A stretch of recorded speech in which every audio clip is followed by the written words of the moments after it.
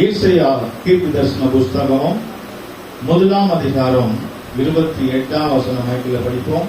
ஏசாயா தீர்க்கதரிசன புஸ்தகம் 1 அதிகாரம் 28 வசனம். துரோகிகளும் பாவிகளுமோ ஏகமாய் நொறுங்குண்டு போவார்கள், கர்த்தரை விட்டு விலகுகிறவர்கள் நிர்மூலமாவார்கள்.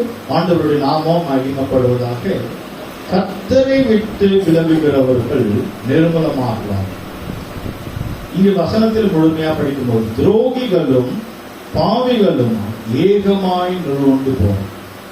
துரோகிகள்னா யார்? காட்டி கொடுக்கிறவர்கள், கூட இருந்த குழி தோன்றுகிறவர்கள், பள்ளத்தில் தள்ளுகிறவர்கள். யோசேப்பை கூட இருந்தவர்கள் பள்ளத்தில் தள்ளினார்கள். இவர்கள் எல்லாம் துரோகிகள் என்று நாம் பார்க்கிறோம். இயேசு கூடவே இருந்த பேதுரு, யூதாசு இவர்கள் காட்டி கொடுத்தார்கள், மறுதளித்தார்கள். இவர்கள் துரோகிகள். பாவிகளமா என்று சொல்லப்பட்ட பாவிகள், கர்த்தருக்கு விரோதமாக பாவிகள், இனி நீ பாவம் செய்யாதே என்று சொன்னார். அவங்களாம் பாவிகள். இவங்கெல்லாம் ரட்சிப்பு இல்லாவிட்டால் ஏகமாய் நொறுங்குண்டு போகும். பாவிகளும் துரோகிகளும் சபையில நிற்க முடியாது. ஆனா பாவிகளும் துரோகிகளும் சபைக்கு வரலாம், வந்து விடுதலை பெற்றுக் கொள்ளலாம். நம் சபைக்கு வந்தோம் துரோகிகளும் பாவிகளுமா தொடர்ந்து ஆண்டவருடைய சமூகத்தில் இருந்தால் நாம் இருக்க முடியாது. ஆனா இன்றைக்கு நம்முடைய சப்ஜெக்ட் என்னன்னு சொன்னா, கர்த்தரை விட்டு விலகுகிறவர்கள் நிர்மூலமாகுவார்கள். கர்த்தரை விட்டு விலகினால் அவங்களுடைய நிலவரம் என்ன ஆகும்? நிறைய பேர் சொன்னாங்க, அவங்க ஆண்டவரை விட்டு விலகி போய் நல்லா தானே இருக்காங்க, அவங்க கர்த்தரை விட்டு நல்லா தானே இருக்காங்க, அவங்க சபைக்கு வராம போனாங்க நல்லா தானே இருக்காங்க, பார்க்க நல்லா தான் இருக்கும். ஆனா அவங்களுடைய என்ன ஆவாங்கன்னா, கர்த்தரை விட்டு விலகுகிறவர்கள் நிர்மூலமாவார்கள். ஒன்றும் இல்லாத, அட்ரஸ் இல்லாத ஆளாயிடுவாங்க. எவ்வளவு நல்லா இருந்தாங்களோ, அட்ரஸோடு இருந்தாங்களோ, அட்ரஸே இல்லாம ஆளாயிடுவாங்க. கர்த்தருக்கு ஸ்தோத்திரம். பாருங்க, இது போல கட்சியில கூட உலகத்துல கூட பேசல அரசியல்வாதிங்க சொல்றாங்க, இன்னைக்கு ஒரு பயங்கரமா ஊன் பண்றாரு, அடுத்த எலெக்ஷன் வரதுக்குள்ள பாருங்க அட்ரஸ் இல்லாம ஆயிடுவாரு பாருங்க சொல்றாங்க இல்லையா? அது போல நம்ம கர்த்தரை விட்டு விலகுகிறவர்கள், கர்த்தரை விட்டு விலகி போனால் சபை விட்டு விலகி போகும்போது நம்ம நினைப்போம் அவங்க நல்லா தான் இருக்காங்க. இல்ல, அவங்க இருக்கிற இடம் அட்ரஸ் இல்லாம போயிடுவாங்க என்று பைபிள் சொல்லும். நிர்மூலமா ஒன்று இல்லாத போயிடுவாங்க. கர்த்தருக்கு ஸ்தோத்திரம். சரி, இப்ப இருக்கட்டும். கர்த்தரை விட்டு விலகுகிறவர்கள் யார்? நிறைய பேர் வேதத்திலே பார்க்கிறோம். வேதத்தின் அடிப்படையில வருவோம். கர்த்தருடைய சமூகத்தை விட்டு விலகி போனால் நமக்கு என்ன நடக்கும் தெரியுமா? கர்த்தர்கிட்ட வரும்போது என்ன நடக்கும்? கர்த்தரை விட்டு விலகி போவதனால் நமக்கு என்ன எல்லாம் நஷ்டமாகும் என்று பார்க்கும்போது, முதலாவது தேவன் வானத்தையும் பூமியும் சிருஷ்டித்து ஏதேன் தோட்டத்தை அழகாக உண்டாக்கி மனுஷனை கொண்டு வந்து அங்க வைத்து எல்லா ஆசீர்வாதங்களையும் கொடுத்தார். 7 ஆசீர்வாதங்களை கொடுத்தார். அப்பொழுது இந்த மனிதனும் மனுஷியும் 2 பேரும் ஏதேன் தோட்டத்தில் இருந்தார்கள். அவர்கள் கர்த்தருடைய வார்த்தையை மீறி போனபடினாலே, ஆதியாகமம் புஸ்தகம் 3 அதிகாரம் 8 வசனத்தின்படி, ஆதியாகமம் 3:8 கர்த்தருடைய சந்நிதியை விட்டு விலகி போனார்கள் என்று பார்க்கிறோம். ஆதியாகமம் 3:8 படிங்க. பகலில் குளிர்ச்சியான வேளையிலே தோட்டத்தில் உலாவுகிற தேவனாகிய கர்த்தருடைய சத்தத்தை அவர்கள் கேட்டார்கள். அப்பொழுது ஆதாமும் அவன் மனைவியும் தேவனாகிய கர்த்தருடைய சந்நிதிக்கு விலகி தோட்டத்தின் எரிச்சலுக்குள்ளே ஒளிந்து கொண்டார்கள். ஆதாமும் ஏவாளும் புருஷனும் மனைவியும் தேவனுடைய சன்னிதானத்தை விட்டு, தேவ சமூகத்தை விட்டு விலகி போனார்கள் என்று பார்க்கிறோம். தோட்டம் என்பது சபையை காட்டுகிறது. தேவன் உங்களை சபையில வைத்தால், நீங்கள் அந்த சபையாகி ஏதேன் தோட்டத்தை விட்டு விலகி போனால் நிலவரம் எங்கே போகும் என்று சொன்னால், கர்த்தர் நம்மளை சபையில வைக்கிறார், ஏதேன் தோட்டத்தில் வைக்கிறார். ஆனால் இங்க கணவனும் மனைவியும் குடும்பமாய் தேவ சந்நிதியை விட்டு, தேவ சமூகத்தை விட்டு அவன் விலகி போய் மரத்தின் விருட்சத்தின் பின்ன போய் மறைந்தான். முதலாவதாக தேவனை விட்டு விலகினா நமக்கு தைரியமே வராது. தைரியம் வராது. நம்ம பேசுவோம், ஊர் பேசுவோம். தேவன் இறங்கி வரும்போது ஆதாம் ஏவாள் என்ன செய்கிறார்கள்? ஓடி மறைகிறார். மறைந்து வாழுகிற ஒரு ஜீவியம் வந்துடும். நெஞ்சை நிமிர்ந்து தலையை தூக்கி நம்ம நடக்க முடியாது. ஏனென்று சொன்னால் அது ஆதியிலே இருந்தது. தேவ சமூகத்தை, சன்னிதானத்தை விட்டு ஆதாம் ஏவாள் மறைஞ்சி பயந்து விருட்சத்தின் பின்ன மரத்தின் பின்ன ஒளிந்து கொண்டார். நம்முடைய வாழ்க்கை என்ன மாறினா? பயந்து பயந்து வாழ வேண்டிய சூழ்நிலை. தேவ சமூகத்தை விட்டு போனால், சபையை விட்டு போனால், கர்த்தரை விட்டு விலகி போனால் முதல் பயம் பிடிக்கும். அதான் தாவீது சொல்றார், உங்களுடைய சமூகத்தை விட்டு நான் எங்க போவேன், உங்களுடைய சமூகத்தை விட்டு நான் எங்க போவேன். அதனால்தான் தாவீது யுத்த வீரனா இருந்தான். அவன் ஆண்டவரை விட்டு விலகல. இவ்வளவு பெரிய கோலியத்தை கொன்றான். அவன் பட்டயத்தை எடுத்து அவனையும் கொன்றப்பட்டான். ஏன் சொன்னா, தாவீதுக்கு இந்த தைரியம் எங்க வந்ததுன்னு சொன்னால், அவன் கர்த்தருடைய சமூகத்தில் இருந்தான். ஆனா அவனுடைய வாழ்க்கையில குறை இருந்துச்சு, தாவீது வாழ்க்கையில குறை இருந்துச்சு. குறை இருந்தாலும் மன்னிப்பு கேட்டு அவன் ஆண்டவருடைய சமூகத்தில் இருந்தபடினாலே எதிராளியை ஓட விடுகிறவனாக, எதிராளியை கொள்ளுகிறவனாக அவன் தைரியசாலியாய் சிங்கத்தையும் கொன்றான், கரடியையும் கொன்றான் தாவீது என்று பார்க்கணும். தைரியத்தை கொடுத்தான். சபையில் இருக்கும்போது நமக்கு ஒரு தைரியம் கிடைக்கும். கர்த்தர்கிட்ட இருக்கும்போது ஒரு தைரியம். யாராவது உன்னை நான் அப்படி பண்ணிடுவேன், நான் உனக்கு செய்வன பண்ணிடுவேன், மந்திரம் பண்ணு என்ன சொன்னாலும் நம்ம பயப்பட மாட்டோம். ஏன்னா நம்ம கர்த்தர் கையில இருக்கிறோம், நம்ம கர்த்தரோட இருக்கிறோம், நம்ம சபையில இருக்கோம், நமக்கு ஒன்றும் நடக்காது. கர்த்தருடைய சமூகத்தை விட்டு மனிதன் பயந்து ஓடினான். ஒரு பயம் பிடிக்கும். இரண்டாவது, அவன் அணிந்திருந்த மகிமையான வஸ்திரத்தை இழந்து போனான். அவன் நிர்வாணியா இருந்தான். கர்த்தருக்கு ஸ்தோத்திரம். ஒன்றுமில்லாமல் வந்தோம், ஒன்றுமில்லாம போக போறாது. ஆனா கர்த்தர் கொடுத்த ஆசீர்வாதங்கள் சபைக்கு வர வர வர வர வர கடந்த நாட்களில் சாட்சி சொன்னார்கள். நான் வாஷிங் மிஷின் வாங்கினேன், நான் பைக் வாங்கினேன், நான் ஃப்ரிட்ஜ் வாங்கினேன், அதெல்லாம் சொன்னார். இதெல்லாம் சபைக்கு வர வர, தேவ சமூகத்துல வர வர கர்த்தர் இதெல்லாம் கொடுப்பார். ஒருவேளை கர்த்தரை விட்டு விலகினால் நமக்கு இருக்கிறதெல்லாம் போயிடும். எல்லாம் போய் கடைசியில ஒரு ட்ரெஸ் கூட இல்லாம, ஒன்றும் இல்லாத நடு ரோட்டுக்கு வந்துடும். அதுதான் ஆதாம் ஏவாளுடைய நிலவரம். போடுற ட்ரெஸ் கூட இல்லாத போச்சு. ஆதாமுக்கு போடுற என்ன இல்ல, ட்ரெஸ் கூட இல்லாத போச்சு. எல்லாத்தையும் எழுந்து போனோம். வறுமை வந்து விட்டது. கர்த்தருடைய ஸ்தோத்திரம். கர்த்தரை விட்டு விலகினால் எல்லாம் நம்மளை விட்டு விலகும். நம்ம கர்த்தரோட இருந்தா எல்லாரும் நம்ம கூட வந்துருவாங்க. நம்ம கர்த்தரை விட்டு விலகினா எல்லாரும் நம்மளை விட்டு விலகி போயிடுவாங்க. கர்த்தருக்கு ஸ்தோத்திரம். அதுதான் நம்ம கவனமாக இருக்க வேண்டும். ஆதாம் ஏவாளுடைய அனுபவம். கர்த்தருக்கு ஸ்தோத்திரம். அதான் யோசுவா புஸ்தகத்தில் படிக்கிறோம். கர்த்தரை விட்டு விலகினால் அவரே நமக்கு தீமைக்கு ஒப்பு கொடுத்துருவாராம். யோசுவா புஸ்தகம் 24ஆம் அதிகாரம் 20ஆம் வசனம் படிமா. யோசுவா 24:20.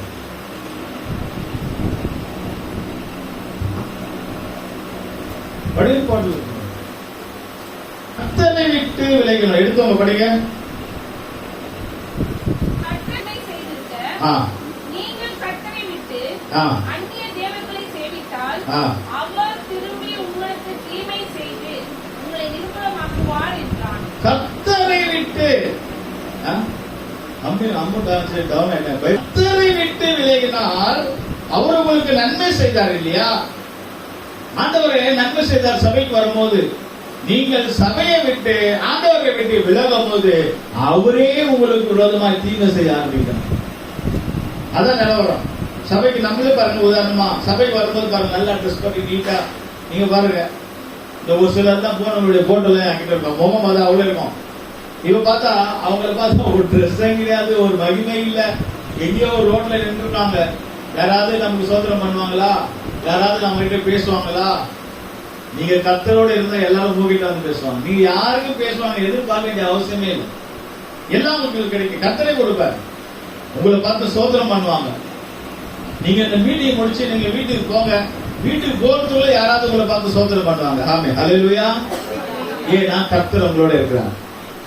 உங்களை பார்த்து எல்லாம் சோதனம் பண்ணுவாங்க, உங்களை விசாரிப்பாங்க, உங்களை பார்த்து சிரிப்பாங்க, உங்ககிட்ட பேச வருவாங்க. ஏன்னா நீங்க கர்த்தரோடு. கர்த்தரை விட்டு விலகினால், கர்த்தரை விட்டு விலகினால் பக்கத்து வீட்டுக்காரங்க நம்ம கிட்ட பேச மாட்டாங்க. நமக்கு பார்த்தவங்க கூட கண்டுக்காம போயிட்டே இருப்பாங்க. ஏன் நான் கர்த்தர் நம்மளை விட்டு விலகினால் அவர் நமக்கு தீமைக்கு ஒப்பு கொடுத்துருவார். அவர் நமக்கு என்ன செய்வார்? தீமைக்கு ஒப்பு கொடுத்துருவார் என்று நான் பார்க்கிறோம். அதனால தான் நாம் கவனமாக இருக்க வேண்டும். 1 சாமுவேல் 12ஆம் அதிகாரம் 20ஆம் வசனத்துல நீங்கள் கர்த்தரை விட்டு விலகினால் இனி வர காலங்கள் எப்படி இருக்கும் என்று பார்க்கும்போது 1 சாமுவேல் 12ஆம் அதிகாரம் 20ஆம் வசனம் படிப்போம். அப்பொழுது சாமுவேல் ஜனங்களை நோக்கி, பயப்படாதீர்கள், நீங்கள் இந்த பொல்லாப்பை எல்லாம் செய்தீர்கள். ஆகிலும் கர்த்தரை விட்டு பின்வாங்காமல் கர்த்தரை உங்கள் முழு இருதயத்தோடும் செய்வீர்கள். நீங்கள் பொல்லாதானவைகளை செய்தீங்க, நீங்க தப்பு பண்ணீங்க, ஆண்டவருக்கு விரோதமான காரியம் செய்தீங்க. உங்க குடும்பத்துல பிரச்சனை வந்துச்சு, உண்மைதான், தப்பு பண்ணீங்க, உண்மைதான். ஆனா நீ மன்னிப்பு கேட்பாயானால் உன் தேவனாகிய கர்த்தர் உன்னை விட்டு விலகாமல் உன்னை மன்னிப்பார். அல்லேலூயா. மன்னிப்பு கேட்க வேண்டும். தவறு செய்தவர்கள் மன்னிப்பு கேட்க வேண்டும். குடும்பத்திலே பிரச்சனை வராது இல்ல, குடும்பத்திலே பிரச்சனை வரும். கணவன் மனைவிக்கு பிரச்சனைகள் வரும், அக்கா தங்கச்சிக்கு பிரச்சனை வரும், அண்ணன் தம்பிக்கு பிரச்சனை வரும், மாமியார் மருமகளுக்கு பிரச்சனை வரும், குடும்பத்துல பிரச்சனை வரும். எல்லாருக்கும் வராது ஒண்ணு இல்ல, வரும்.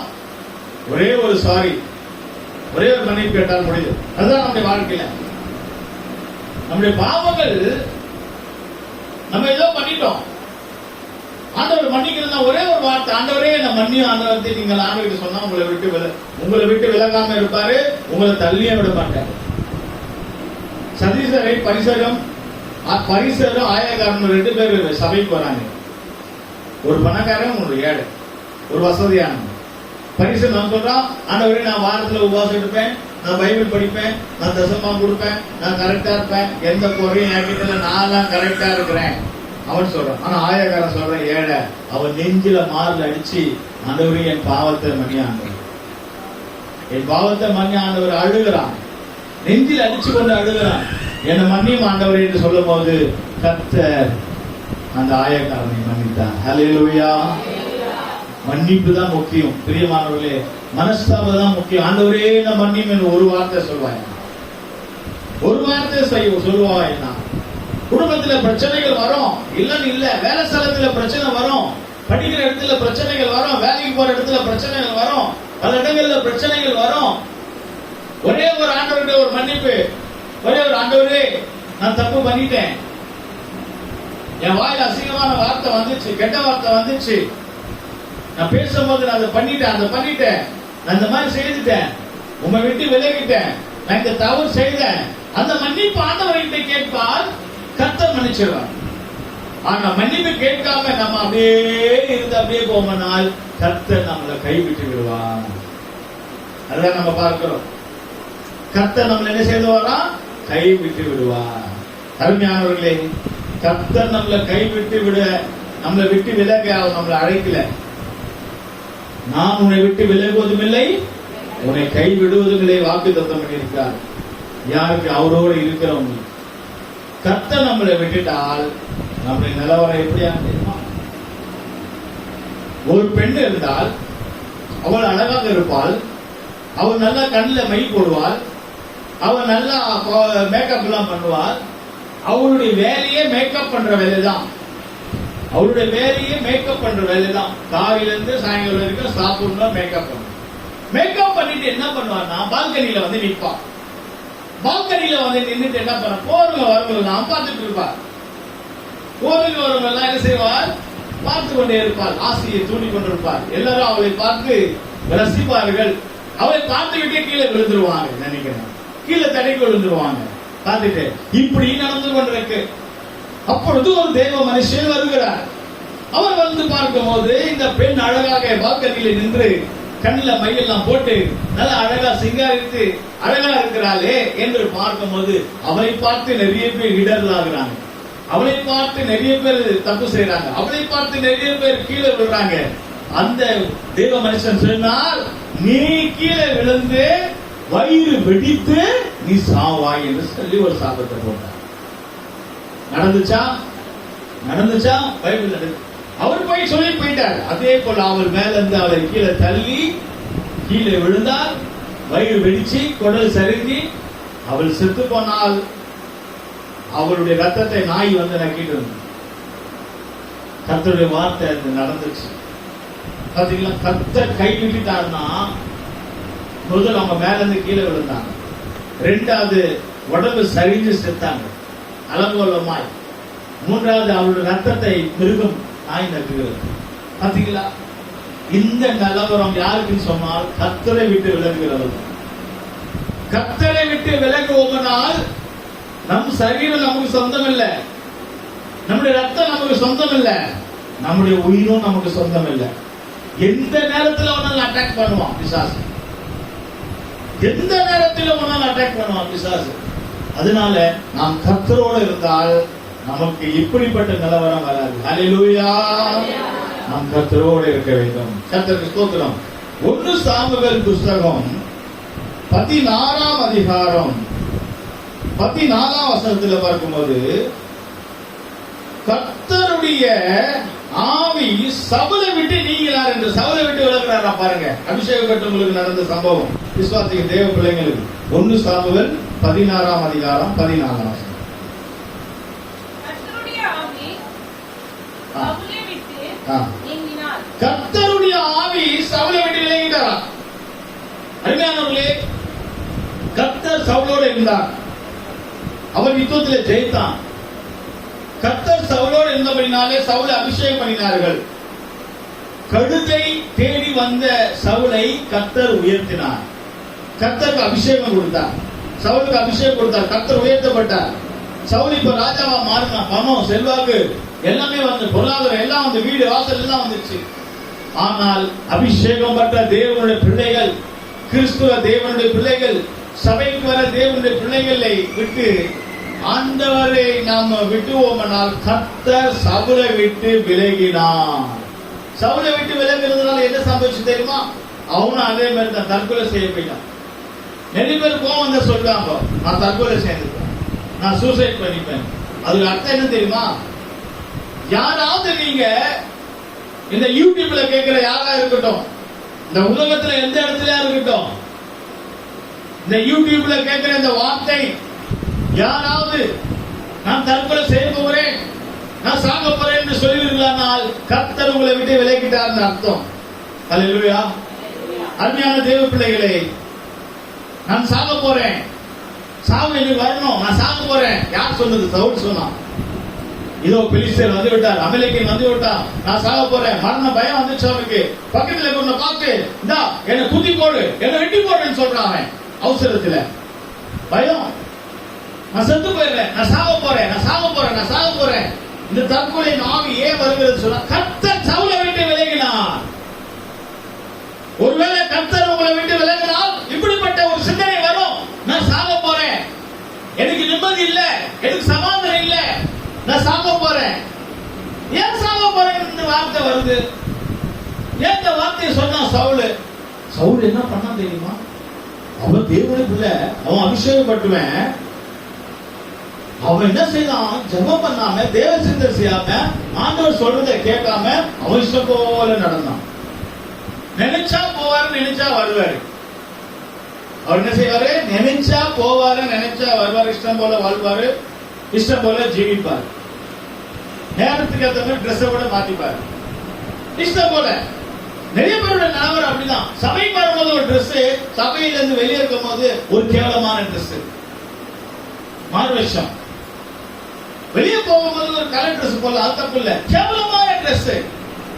யாரும் தெரியாம இருக்கிறதுக்கு ஒரு ட்ரெஸ், தன்னை மறைத்து கொள்ள ஒரு ட்ரெஸ், அந்த ட்ரெஸ் அவன் போட்டு கொண்டு அவன் போறான். என்ன செய்தான் தெரியுமா சவுல்? ஏன் தேவன் சவுலை விட்டு விலகிறான்னா, சவுல் அந்த சூனியக்காரி கிட்ட போனான். சூனியக்காரி கிட்ட போய் குறி கேட்கிறான். தீர்க்க தரிசனமே எனக்கு வரல, அவங்களே என்னை பத்தி சொல்லல, தூங்கி பாக்குறேன் சொப்பனம் வரல, ஜெபம் பண்ணி பாக்குறேன் தரிசனம் வரல, பைபிள் படிச்சா ஆண்டவர் பேசல, ஆண்டவர் என் கூட இருக்கிறாரா இல்லையான்னு தெரியல. சூனியக்காரி கிட்ட போய் கேட்கிறான், எனக்கு ஏதாவது சொல்ல. நீங்கள் கவனமாக இருக்க வேண்டும். உங்க குடும்பத்துல, உங்க நண்பர்களுக்கு, பிள்ளைங்களுக்கு இதை சொல்லிக் கொடுங்க. யாராவது மற்றவங்க சொல்லிக் கொடுங்க. சூனியக்காரர்களை பார்க்கிறது, செய்வன பண்றது, சூனியம் பண்றது, குறி கேட்கறது, நாள் பார்க்கிறது, ஜோசியம் பார்க்கிறது, கிளி ஜோசியம் பார்க்கிறது, கை ரேகை பார்க்கிறது, இதெல்லாம் பண்ணீங்கன்னா தேவன் உங்களை விட்டு விலகிடுவார். யாரா இருந்தாலும். சவுல் அபிஷேகம் பெற்றவன் தானே, சவுல் விட்டு விலகிட்டார். இப்போ சவுல் என்ன பண்ணா? அபிஷேகம் பெற்ற மனுஷன் சூனியக்காரியை போய் தேடி போலாமா? அபிஷேகப்பட்ட மனுஷன் செய்தியை தேடி போலாமா?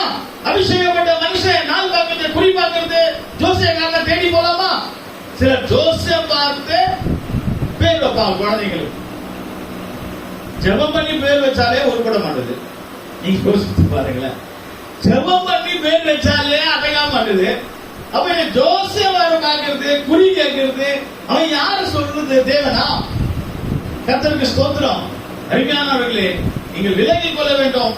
யாராவது உங்களுக்கு தெரிஞ்சவங்க உங்க குடும்பத்துல யாராவது ஜோசியக்கார, மந்திரக்கார, சூனியக்கார, குடும்பத்தை பிரிவினை உண்டாக்குறவன், சூனியம் வைக்கிறவன், இதெல்லாம் பார்க்கிறவன், ஜாதகம் பார்க்கிறவங்க, அவங்களை தேடி யாராவது விசுவாசிகள் தேவ பிள்ளைகள் போனால் கர்த்தர் அவங்களை விட்டு விலகிடுவார்.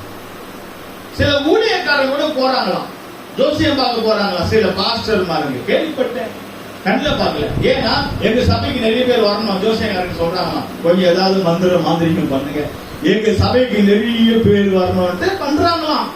அது உண்மையா எந்த அளவுக்கு தெரியாது. அப்படிப்பட்ட எந்த ஊழியக்காரனா இருக்கட்டும், எந்த சபை பாஸ்டரா இருக்கட்டும், ஜோசியம் பார்க்கிறோம், நான் பார்க்கிறோம், குறி பார்க்கிறேன், செய்வன மந்திரம் பார்க்கிறோம், அந்த சபையில் ஆண்டவர் இருக்க மாட்டார். அந்த ஊழியக்காரனோட கர்த்தர் இருக்க மாட்டார். ஏமாந்து போயிடாது. கர்த்தருக்கு ஸ்தோத்திரம். அதுல இப்ப நிறைய பேரு நிறைய யூடியூப்ல கூட வருது, தீர்க்க தரிசனம் சொல்றேங்க. தீர்க்க தரிசனம் நான் இப்ப உங்களுக்கு சொல்ல போறது 2 நாளுக்கு முன்னாடி பார்த்தேன் ஒரு யூடியூப்ல ஒரு பாஸ்டர். இப்ப நான் உங்களுக்கு தீர்க்க தரிசனம் சொல்ல போறேன், எல்லாம் ரெடியா இருங்க. அந்த பால் கொடுங்க, பக்கத்துல ஒரு பால் எடுத்து குடிக்கிறேன், குடிச்சிட்டு மூடி எல்லாம் போட்டுட்டு இப்ப நான் ரெடி ஆயிட்டீங்களா? இப்ப நான் தீர்க்க சொல்றேன் 2 வார்த்தை. கர்த்தர் உங்களை ஆசீர்வதிப்பார். அதுதான் எல்லாமே சொல்லுவாங்க. இதான் தீர்க்க தரிசனம். இதுதான் பெரியவங்க சொல்றாங்கல்ல, கர்த்தர் உன்னை ஆசீர்வதிப்பார், எல்லாருமே சொல்றாங்கல்ல. பால் எல்லாம் குடிச்சு ரெடி ஆகுறாரு, யூடியூப்லயே பால் குடிக்கிறாரு. பால் எல்லாம் குடிச்சு கிளாஸ்ல ஒரு கப்பு எல்லாம் குடிச்சிட்டு இப்ப ரெடியா இருங்க, நான் இப்ப உங்களுக்கு தீர்க்க தரிசனம் சொல்றேன். இன்னொரு அம்மா நல்ல நகையெல்லாம் போட்டு காசு இதெல்லாம் போட்டு நல்ல ஸ்டைலா நீங்க விட வேண்டியதை விடுங்க, நான் தீர்க்க தரிசனம் சொல்றேன். நீ விட வேண்டியதை விடுங்க. இந்த அம்மாவே இன்னும் ஒண்ணு விடாம இருக்காங்க. மேக்கப் கொஞ்சம் கம்மி இல்ல, எல்லாத்தையும் போட்டுக்கிட்டு நீ விட வேண்டியதை விடு, கர்த்தர் உன்னோட இருக்காரு. திருப்பி கேட்டா கர்த்தர் உன்னோட இருக்காரு எப்படி இருப்பாரு? இதெல்லாம் இப்ப ஒரு கூட்டம் எழுப்பிச்சு, யூடியூப்ல வருது எல்லாம் தீர்க்க தரிசனம் சொல்றேன்னு. அதை ஒரு கூட்டம் பார்ப்பாங்களே, இந்த சபைக்கு போகாத ஆளுகள் தான் இருப்பாங்களோ, சும்மாவே அப்படியே அவங்களெல்லாம் நீங்க ரேஷன் கடையில் பாருங்க. என்னமா கூட்டம் ரேஷன் வாங்க, அப்படியே நம்ம தள்ளுமா அப்படியே உள்ள வந்து அங்க ஈஸியா ஆசீர்வாதம் வாங்க. கவனமாக இருக்க வேண்டும்.